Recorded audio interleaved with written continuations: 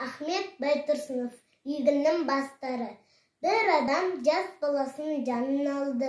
Екеуі сайран етіп кетіп қалды.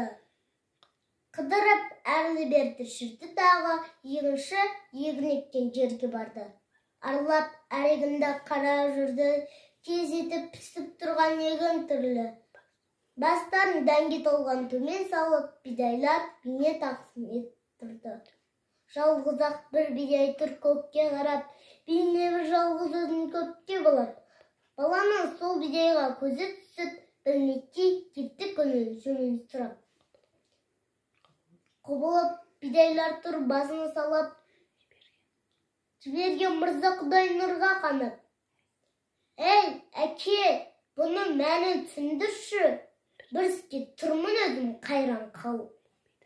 Бұл бидай басын көтеріп тұр көкке, қарайды шекірейіп өзі көпке.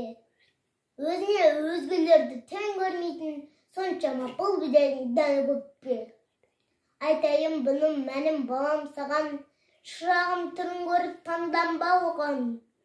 Өзгесі төмен қарап бүгілгенде, ойлама кем екен деп бәр сонан. Және де әкесі айтты баласына, сұқтанба құр сорайған қарасына.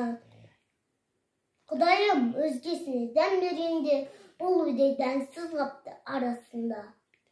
Бидайлар басы толық иіліп тұр, дән берген қожасына сиынып тұр. Басында бұл бидайдың дәні болмай, кекіреп көкке қарап бүлініп тұр. Елді көп бұл бидайды адам дейді, тәкаппар халық оны жаман дейді. Қалып емес тәкаппарлықтан ышпанның, тұтынба бұл мінезді балам дейді.